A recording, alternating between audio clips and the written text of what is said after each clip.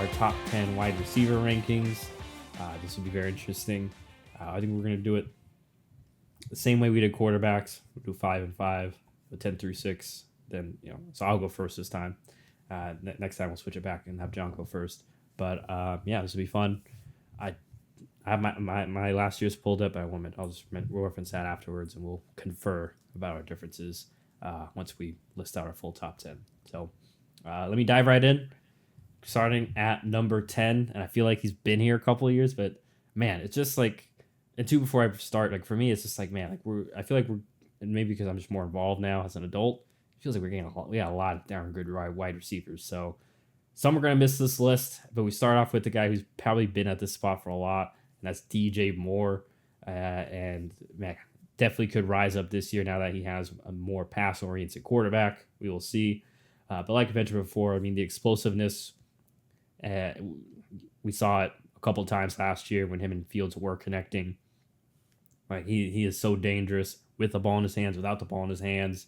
The acceleration too. It's not just straight line speed, change of direction. He is amazing at, and hopefully with Caleb Williams inserted, we can see his skills showcased even more, and also other receivers that defenses will have to fear.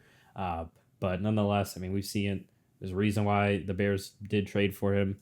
And, he got his extension as well previously with, I believe with the Panthers before he got traded. Nonetheless, he's just finally hopefully in a winning-ish situation with the Bears. And maybe we can see him in more critical moments as well. But he is at number 10 for me. At number 9, once again, this was tough, but I went with Amari Cooper, a guy who I don't think I've had in my top 10 since we've been doing this. But last year, hey, maybe he was force-fed a little bit by Joe Flacco, but I mean, obviously he was open enough to get the ball there because he had a lot of moments and was really a key part of that Browns passing offense, him and Njoku, of course, but obviously he was main staple. I mean, for anyone that does remember Amari, and I'm sure you knew this as well, but I mean, his route running is one of the smoothest in the world, in the league at least, and I think last year especially too, kind of his explosiveness kind of came back as well. And we saw that he was able to have a couple of dominant games. Obviously, like I said, the route running translates short, intermediate, deep. We saw a little more him getting deep on defenses last year, but especially the intermediate and short stuff, he is just so good, so reliable, and I'm interested to see how we can build off that and how that chemistry between him and Watson is for this season. But Amari Cooper of the Cleveland Browns at number 9 for me. At number 8 is where I am going Mike Evans of the Tampa Bay Buccaneers. I mean, I feel like I say this every year, but just definition of kind of a freak wide receiver you build in a lab, like 6'5", and he can run the way he can past people, and does have good enough agility and short area quickness to make to be effective in that area. But of course, the catch radius that he has and the body control and the physicality he plays with too is just the reason why he has been one of the more, if not the most consistent. I forget, he had that streak of 1,000. Was it 1,000-yard receiving yards, something of the sort. But regardless, like he's been awesome consistently. It's like 10 straight seasons or something like that. And 11 straight. Half of those seasons were not with Tom Brady either. There's only like 2-3 with Tom Brady. Half of those were like with Jameis Winston and Baker Mayfield, and it's been a mixture of different guys. Nonetheless, he's been the consistent go-to target and been reliable enough to get the ball and create opportunities for the the Tampa Bay Buccaneers. Just been one of the better boundary guys. Like I said, built in a lab, pretty much what you want on the outside in terms of that guy that can obviously go run by people, but also can be amazing at the 50-50 balls. But now we move on to 7, and once again, this is really tough because it comes down to style. But number 7 for me is Amon-Ra St. Brown of the Detroit Lions. We saw last year, and we've seen before too, especially last year, just a chess piece for them to move around, give him the ball. He's obviously amazing in short to intermediate. I would say his only weakness for me, once nitpicking, not much of a deep threat, but doesn't really matter for how the Lions utilize him, and he can fit in many other offenses doing the same thing, just killing teams in the short to intermediate game, much like a Cooper Kupp in his a couple years ago. not saying he is, but very good at reading zones, finding the soft spots for Jared Goff or whoever's quarterback is. Just to be open, be a consistent safety blanket, reliable hands as well, and pretty good after the catch, of course, along with that in terms of running through tackles, making guys miss, etc. So, and obviously, one of the reasons I have him above a couple of the other guys, especially Evans and Cooper, a lot he can move around in the slot and such, and he can just, like I said, be a versatile chess piece that you can use in multiple different ways and avenues, and so he is at number 7 for me. And then let me move on to number 6 is Davante Adams of the Las Vegas Raiders. And once again, at this point, like we know Davante's awesome. Trust me, I know as a Packer fan, but it's not even his fault last year. Like as many saw, tough. It was just a tough quarterback room for him, especially with Jimmy Garoppolo. But nonetheless, we know how amazing of a route runner he is. Obviously, he has great size and hands and body control, and he could easily skyrocket back up in the top 5 if whoever is at behind center for the Raiders can just get him the ball accurately. Because obviously they tried to get him the ball, and then the whole Jimmy Garoppolo thing we all saw, especially early in the year, was just Jimmy was just not hitting him at all. So, and obviously Davante, one reason I have him above Amon-Ra is he can still be great deep down the field, beating guys in deep routes. He's a great route runner all around as well, especially. And I think the fact that Davante can be more successful on the outside is one of the reasons why I do have him above Amon-Ra St. Brown. Adams is my number 6. So that's my first. That's 10 through 6 for me of the top 10 wide receivers. I'm going to throw it over to you, John. Who is your 10 through 6? All right. For me, at number 10, I have Mr. Mike Evans, the king of consistency, like you said.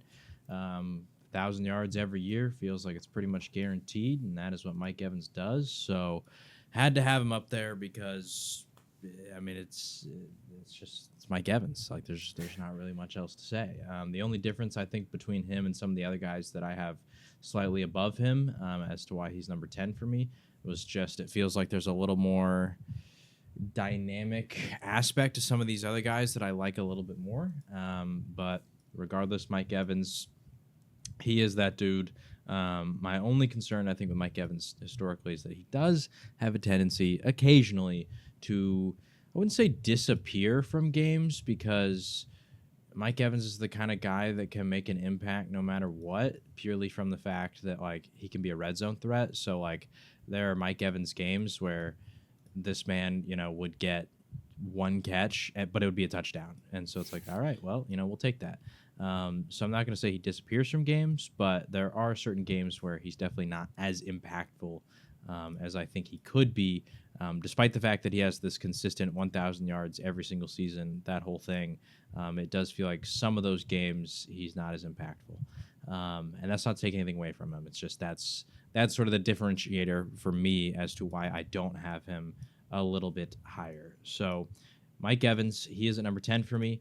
At number 9, I do have DJ Moore. He had an insane year for the Chicago Bears last year, despite the fact that it is Justin Fields that was their quarterback, and a lot of people obviously have very strong opinions about Mr. Fields. But regardless, DJ Moore has proven, I think, largely that he is pretty much QB proof, because the only QB that could really do anything to slow him down was pretty much Baker Mayfield, if you remember back when he was on the Panthers, and that was because Baker, for some reason, just didn't throw him the ball. But other than that, it doesn't really matter whether it was, I think he was there with Sam Darnold, Teddy Bridgewater, all these different guys. DJ Moore has been an elite receiver for quite some time, and he had his best season last year with Justin Fields, and so I'm very excited to see what he can do with Caleb Williams this upcoming year, because Justin Fields, the one thing that I think I can give him a ton of credit for as a passer is that he can make big plays downfield, and DJ Moore's the kind of receiver that can capitalize on those. So now with an improved offensive line in Chicago, with some other weapons to maybe take away some attention and make it a little bit harder to shade coverage towards him, and then obviously, the upgrade at quarterback, how good can DJ Moore potentially be this year? I'm very excited to see. So he's at number 9 for me. At number 8, I have the man in the contract negotiations himself, Brandon Ayuk. Last year, he was graded as the best receiver when it came to creating separation. And although I did have my one hiccup with putting a ton of my faith in Quentin Johnston, separation to me is king. It is the one thing that I value so much when it comes to receivers, and honestly, I think is a huge key indicator as to not necessarily who is going to be elite, because there are receivers that can create really good separation and maybe aren't necessarily elite receivers, whether it be because their ability to create separation is limited to very specific routes or what have you. But Brandon Ayuk does not struggle with any of those things. Brandon Ayuk has the full route tree, great speed. We've seen he can be the deep threat. And ultimately, I think that he sort of surpassed Deebo Samuel as the number one receiver in that offense, as Deebo has sort of whether it be due to wear and tear because they were using him as running back for a couple of years there, or what have you, just the ascension of Brandon Ayuk. I really do think that Ayuk is pretty much the complete package in terms of that kind of a receiver, outside of maybe like the big body Mike Evans aspect of just like winning due to pure physicality. But once again, he doesn't have to do that because he is the king of getting open in terms of separation. So Brandon Ayuk, I have him at number 8. And if he does get traded, I'm very interested to see who does get him, because I think he's going to be an absolute weapon. At number 7, I've got Davante Adams, the man that you had at number 6. From the Raiders. I'm actually excited for Davante this year because I do think that he could get a really healthy target workload with Gardner Minshew. I've said it, like I said last year, Michael Pittman was getting fed a ton by Minshew, so I think that Davante can have a strong year this year. I do think that he's started to decline a little bit. He's not as electric as he was with Aaron Rodgers, but that's also somewhat to be expected when you have such a sharp decline in quarterback play around you, going from MVP level Aaron Rodgers to Jimmy Garoppolo and Aiden O'Connell and Gardner Minshew is definitely not great. And yet Davante is still able to put up big numbers. So Davante, honestly, I truly believe, even at his age and his slight decline in terms of some of the physical things like his speed, even with those things, I think if he was playing in a better offense with a better quarterback, I think that we could maybe even be placing him higher up, because it'd just be hard to deny him when he was putting up such monster numbers. So Davante Adams is at number 7 for me. And then at number 6, I have A.J. Brown of the Philadelphia Eagles. I cannot remember my list last year, so I can't remember where I placed A.J. But A.J. Brown, in terms of physicality, you look at him and the dude, he looks like a tank. And he plays like one too. He's very hard to get down. He's a very physical receiver on the outside and can win his routes with that physicality. This comparison doesn't necessarily track in terms of the freak athleticism, but in just the physicality alone, he does remind me of Dez Bryant when he played for the Cowboys, where Dez was able to win a lot of routes on the outside purely because he was just a lot stronger than a lot of corners that he was going against when it comes to like press coverage and stuff like that. A.J. Brown feels like that kind of receiver, and it contrasts really well with the guy opposite of him, Devonta Smith, who's kind of a little bit undersized, but more of the finesse, the route running, the speed, the quickness, all those things. A.J. Brown still has the speed, still has quickness, has like great fluidity on the outside, but is able to pair with it his possession catching, really strong when it comes to being able to work over the middle of the field. That was one of his strengths, and I do feel like he's helped Jalen Hurts improve it, but I do think that Jalen Hurts is somewhat holding him back in terms of that, because I think that his impact over the middle of the field was better when he was in Tennessee. And I know that's crazy to say because A.J. Brown is definitely at his peak value right now in terms of what he's producing. But I think that there's actually more on the table that he could be producing, because I think that when he was in Tennessee, he was arguably the best outside receiver when it came to going over the middle, like on these deep in routes. So anyway, A.J. Brown, really good receiver. I have him at number 6. All right. Well, it's ironic because I have A.J. Brown number 5, so I'll just keep the A.J. Brown train a little bit rolling. I mean, you kind of hit most of the points. Really, the main one for me is like, especially the 50-50 balls are really not 50-50 balls with him. It's more like 60-40, 70-30. Especially, and we saw that especially at the beginning of the year, and it seemed like teams adjusted.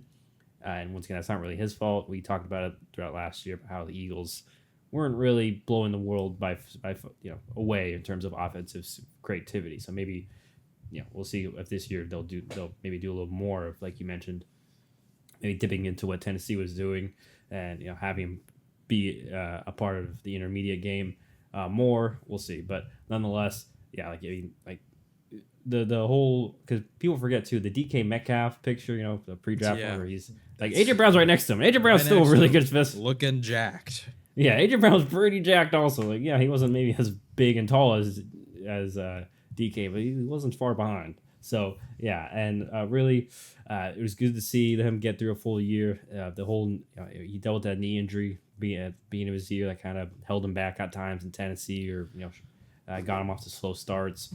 But yeah, I mean, in terms of an outside guy, he can pretty much do mostly anything. Maybe his only weakness, I would say, is maybe not the short game, but even then, he's still solid at sticking his foot in the ground for a slant or a drag. But obviously, like we mentioned, because of how good of a intermediate deep threat he is, I mean, why would you waste your time doing that and have as opposed to setting him downfield? So I'm excited to see what more you can do, and maybe if this Eagles offense can innovate more, he can be a bit higher, and especially the way he started last year, like he was creeping a top three for me, but then obviously kind of flamed out as the year went on. Maybe not all his fault, but nonetheless, still awesome and amazing. And like you said, I mean, especially he can still run by most people as well as along with his physicality. So we'll see how him and the Eagles can build off last year.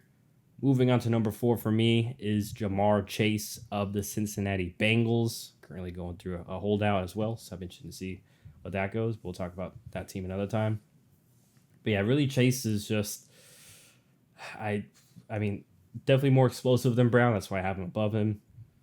It helps that he's a bit younger as well. And I feel like Chase too, you can, if the Bengals wanted to, they could put him in the slot more, and I think he'd be just fine because he is so very good at pretty much the entire route tree. I don't think there's a real weakness to his game in terms of level. Great in the short game. We literally see him take slants and take him to the house and outrun a pretty fast entire Chiefs defense. And then obviously over the middle, on the outside, the back shoulders and stuff. And then we know that he can fly by anybody. And he has pretty good size to do so as well, even if someone is keeping up with him. Helps, of course, he has Joe Burrow. But nonetheless, yeah, I mean, for Ja'Marr Chase, it really is just staying healthy, seeing what more he can do in this offense in terms of production, because really it feels like, I remember last year too, he dealt with some injuries, and it just feels like every year is, and it's tough. It's the NFL, but nonetheless, every year he's missed a portion of time, because of an injury. It's kind of slowed his momentum at times. Outside of really that year they went to the Super Bowl, I felt like, So anyway, regardless, still at number 4, still really amazing. So I'm sure he'll take that, and we'll see if he can get. I believe he's holding out for an extension too, so we'll see. If there's enough money for him and T. Higgins. But anyhow, moving on up to number 3 is where I put CeeDee Lamb of your Dallas Cowboys. I mean, all he's done is just, since he's come in, is pretty much pick up where he left off in Oklahoma. Great with the ball in his hands, intermediate, short, deep routes, but especially intermediate and short. He's just amazing. And especially last year, where I know Dallas had Brandon Cooks, but really it was just, let's just figure out how to get CeeDee Lamb the ball, because he is obviously our best playmaker, and Dallas force-fed him successfully. And it was, I know it was a bit of a sour taste. I'm not trying to bring this up to hurt you, just for this. Had a tough start to the playoff game, and maybe that's that's a little bit why, once again, nitpicking. He's at number 3, but could have been an off game and such. Regardless, we know he's a great receiver. Helps how, especially I forgot to mention Chase, just how lanky they are too. So the catch radius at times is underrated, even if it's, and then being able with the body control at times to just stay in stride or make a cut as well. I mean, it's very underrated for that, something that Lamb or all these top receivers do, but especially this top echelon. So hopefully for CeeDee he gets his money. We'll see. Also, he's also in a contract little dispute, so we'll see what happens there. Started on that, but obviously well deserved. So that's why I have him at 3, and obviously he could rise up this list as well. I mean, or be higher if some people want to put him higher, but not putting him higher above my guy at number 2. That's Justin Jefferson. I just feel like, once again, we're picking at straws. I like Jefferson a little bit better as a route runner. I think he's better at using leverage, and once again, that just could be the system he's in just asks him to do more. in the Kevin O'Connell offense as opposed to the Mike McCarthy offense, which if you've listened to this podcast for years, you've known Mike McCarthy. I've railed against how basic the Mike McCarthy offense is. He loves slants way too much. Anyway, but Justin Jefferson, I know injured for a good part of last year, but I mean we've seen like contested catches down the field as well. Like he plays much bigger than his size. Yeah, I think it helps that he can jump out of the gym and he can fly, and just the seamlessness between routes and such. Like for my money, in terms of matching it all around, I think he's the best route runner, especially when you factor in speed, acceleration, and just him exploding in and out of his cuts, and obviously hands. That's where I go Justin Jefferson number 2 in terms of that. But I expect him to have a bounce back year production wise this year, although we'll see with Sam Darnold. But nonetheless, he's still awesome. He's still amazing. That's why I have him at number 2. And we saw a glimpse of it last year. Who knows how hurt he really was? Because honestly, what was the point of coming back when they were already out of the playoff race, like in that last month? So he's at 2, and at number 1 for me is Mr. Tyreek Hill. I have to check and see if I've had him here for a while. Actually, I had Justin Jefferson last year at 1. So, but Tyreek's always been at the top 2 for me since we started doing this podcast. First year he was at 1, and then the last few years he was at 2. Obviously, what he did last year, he is at 1.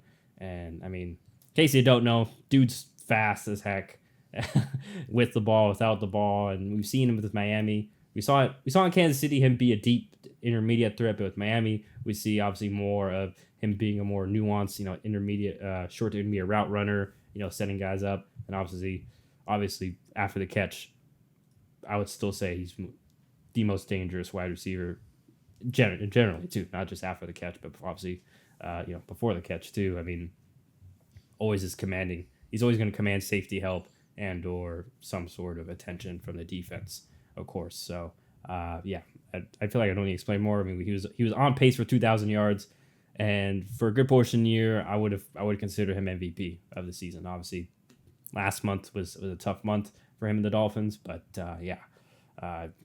he's a best receiver, and in my opinion.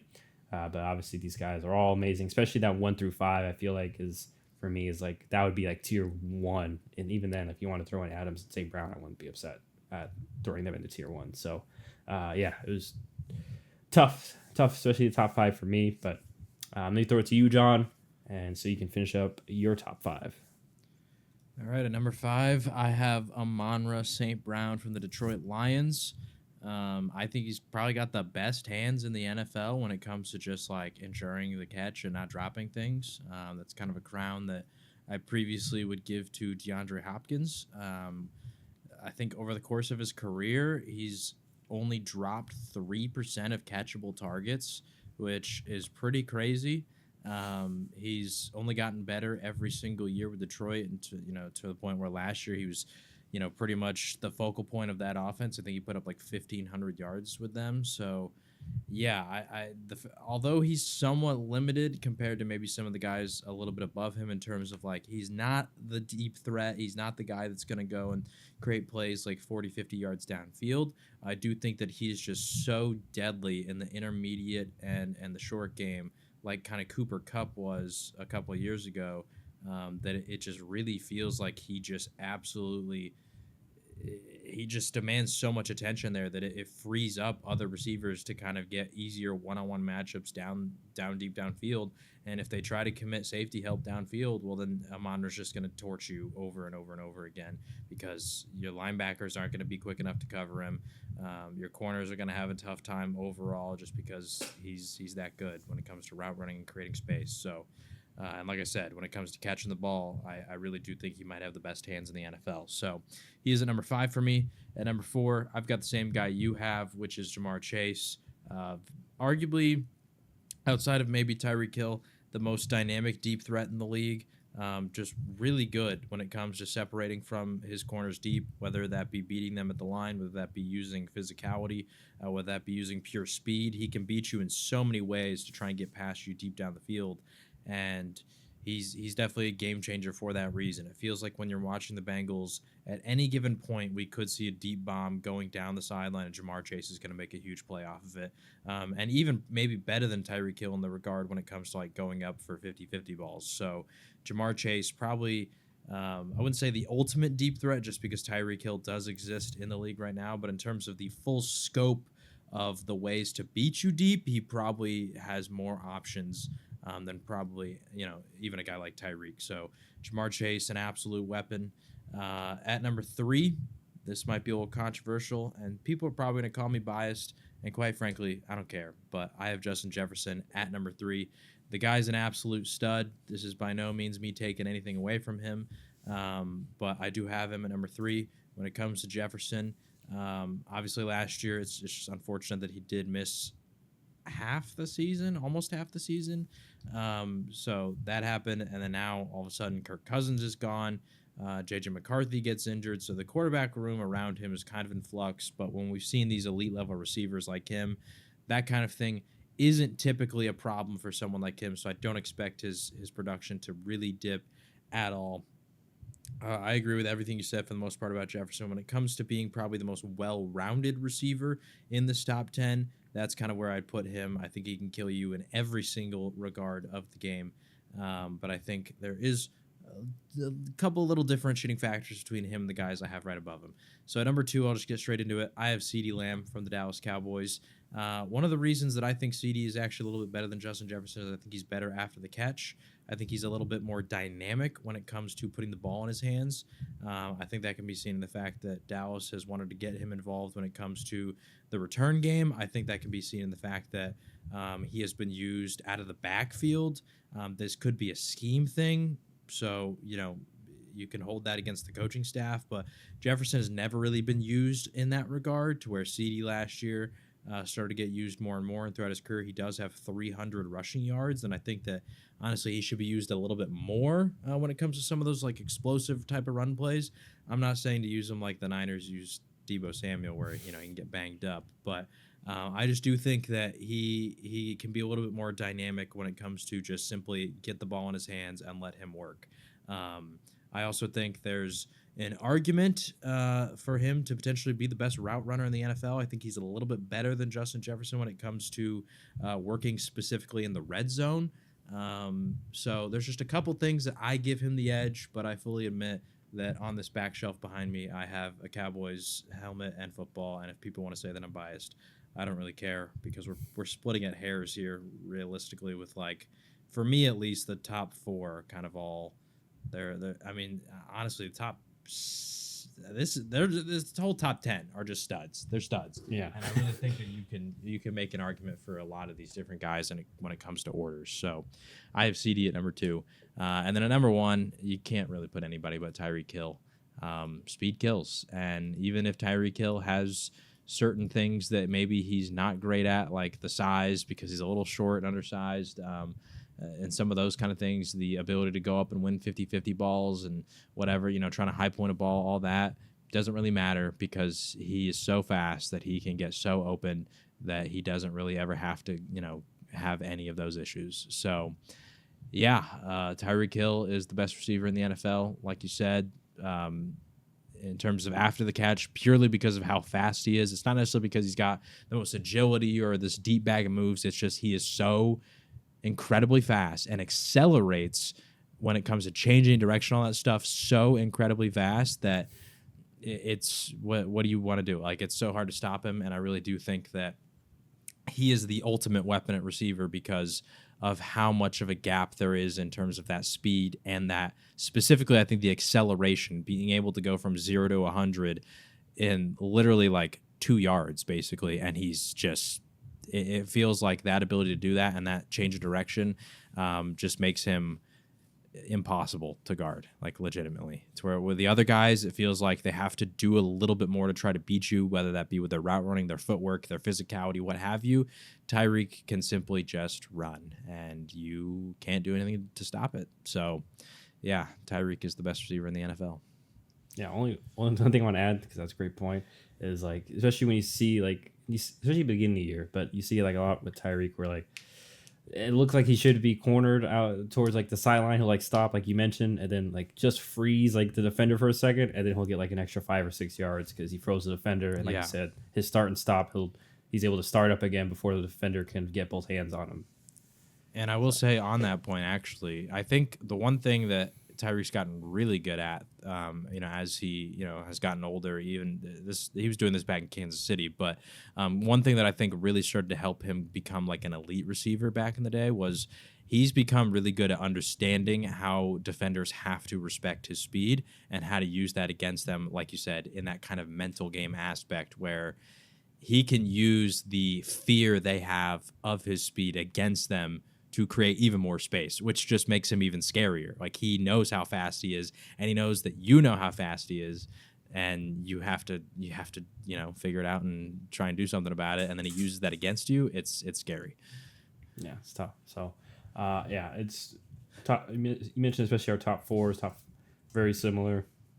I won't say off the bat for me why Ayuk didn't make my top 10 is just because I got to see a little bit more. Like he had a really great year last year. Just more body work, but I have no qualms that you put him in the top 10 because once again he was right there. Like I was struggling. Like after Mike Evans, even around Mike Evans, I was sitting there struggling. From like 8 after, it's tough.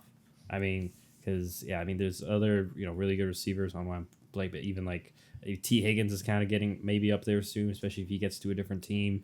And guys like I'm trying to think, but I'll say this, and if we're going to start throwing out honorable mentions, if we're talking about needed a little bit more, Puka Nacua and Nico Collins had insane seasons last year.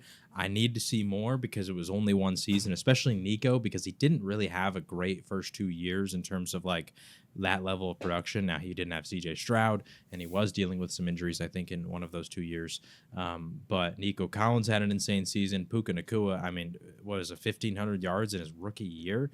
If he can keep up that level of production, then he's going to be on this list next year. That's just how it's going to be. And then one guy that I'm very excited to see, I thought he would have been on this list this year, but unfortunately, Aaron Rodgers got hurt. It's Garrett Wilson. He still had 1,000 yards last year, despite the fact that he didn't have his QB1. So I'm very excited to see what level of production he can put up, having another year in the system, another year learning and adjusting to the NFL, but even more so having Mr. Aaron Rodgers throwing him the ball. Yeah, two of the names. Obviously, Cooper Kupp. I think he's previously been very high on the list. Yeah. I think for both of us, we just got to hopefully see him bounce back. Like I mentioned earlier about the Rams, he was dealing with a hamstring earlier last year, soft tissue injuries, or who knows. I mean, it sounds like it was affecting him throughout the whole year. Like he wasn't 100%. So hopefully he's back and he can be back to his level of production. I'm sure he'll be right up here in this conversation. Obviously, throughout Puka Nacua and such. Why am I blanking on the other? Oh, and then one other name I want to throw out, George Pickens. He's kind of... We know he has the talent to be in the top 10, and really it's not even his fault too half the time. I know there's been up in a real roller coaster ride in Pittsburgh, but especially the quarterback situation has not been great. So hopefully, and I mean, I'm not saying it's perfect this year either, but hopefully in theory, on paper, it's better than it has been in previous years, especially with the talent around him as well. So he could be a guy that could definitely be in the top 10, and like I said, definitely has the talent. And like I said, there are a bunch of other guys that like Terry McLaurin. He's always kind of been sniffing around this area, but unfortunately, they haven't really been, successful in Washington. Yeah. So that doesn't help, and had stability at quarterback. So maybe with Jaden Daniels, we'll talk about that team more. Thinking that he can put up production that can kind of quantify his talent. And then I'm trying to think I did have one more receiver that I wanted to mention because he's been a staple of both of our lists for a handful of years, and we both left him off. And that is Stephon Diggs. Did get traded. He still had if you look at just the raw box score last year, almost 1,200 yards, 8 touchdowns, over 100 receptions. The numbers were still good. The thing that kind of stood out to me about Stephon last year was it felt like he would have these really big boom games. Like, I don't know if you remember that 3-touchdown game that I think was against Miami, like week 5 or something early in the season last year. And he even had that stretch where I think he had 500 yards over the course of 3 games, like very early last year. So he would have those kind of booms, but then also it felt like in the second half of the season, he was not as impactful as he was in the first half. It felt like there were games where he was starting to disappear a little bit, and it just felt like him and Josh Allen weren't totally on the same page. I mean, just looking at like the second half of last year, just reading off some of these yards, 34 yards against Denver, 27 yards against the Jets, 74 and a touchdown against Philly. That was a solid game. 24 yards against the Chiefs, 48 yards against the Cowboys, 29 yards against the Chargers, 26 yards against the Patriots, and then he finishes off the season with 87 against the Dolphins. And that's not for a lack of targets in those games. In the games I read off, that's like we've got 5, 8, 11, 11, 5, 8, 7, 8 targets. So he's still getting thrown the ball. He just, like I said, it just felt like he wasn't as impactful in the second half of the season as he was in the first half. And to also illustrate that point, he only had 1 touchdown in the final 7 games. So, yeah. So I mean, I agree. That's one reason why I left him out. We'll see. Maybe it was the scheme. Could have been the fact that Buffalo kind of became more of a run heavy offense. Sure. And try to get other guys involved because obviously, everyone.